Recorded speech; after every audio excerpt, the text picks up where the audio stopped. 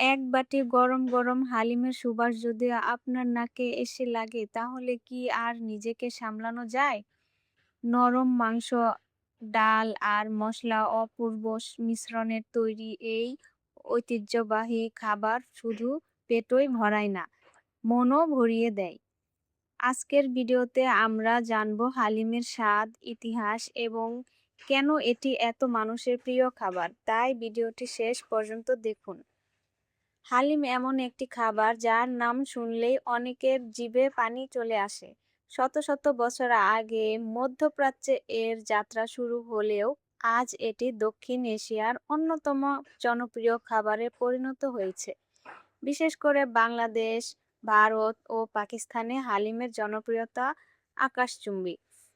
হালিম তৈরির মূল উপাদান হলো বিভিন্ন ধরনের ডাল, গরম মাংস এবং সুগন্ধি মশলা।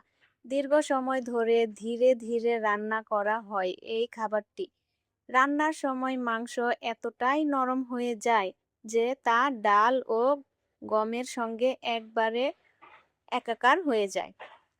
আর এই ধীর গতির রান্নার কারণেই হালিম পায় তার অনন্য স্বাদ এবং ঘনত্ব। বাংলাদেশে বিশেষ করে রমজান মাসে ইফতারের টেবিলে হালিম যেন এক অবিচ্ছেদ্য অংশ।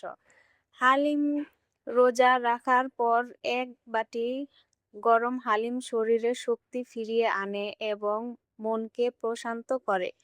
তবে এখন আর শুধু রমজানেই মধ্যেই সীমাবদ্ধ নয়, বছরে যে কোনো সময়ে রেস্টুরেন্টগুলোতে হালিমের দেখা মেলে। হালিম পরিবেশন করা হয় ভাজা পেঁয়াজ, কাঁচামরিচ, ধনেপাতা, লেবুর রস এবং কখনো কখনো আদার কুচি দিয়ে।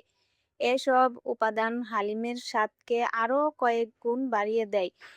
এক চামচ মুখে দিলেই পাওয়া যায় মাংস, ডাল ও মশলার অপূর্ব সমন্বয়, যা খাবার প্রেমীদের জন্য সত্যি এক অসাধারণ অভিজ্ঞতা। শুধু স্বাদেই নয়, পুষ্টিগুণেও হালিম বেশ সমৃদ্ধ। এতে রয়েছে প্রোটিন, কার্বোহাইড্রেট এবং বিভিন্ন প্রয়োজনীয় পুষ্টি উপাদান, যা শরীরকে শক্তি যোগাতে সাহায্য করে। তাই অনেকেই এটিকে একটি সম্পূর্ণ খাবার হিসেবেও বেছে নেয়। তাহলে বলুন তো, আপনার প্রিয় হালিম কোনটি? গরুর মাংসের, খাসির মাংসের নাকি চিকেন হালিম? কমেন্টে জানাতে ভুলবেন না। আর এমন আরও মজার খাবারের গল্প ও ভিডিও দেখতে আমাদের সাথেই থাকুন।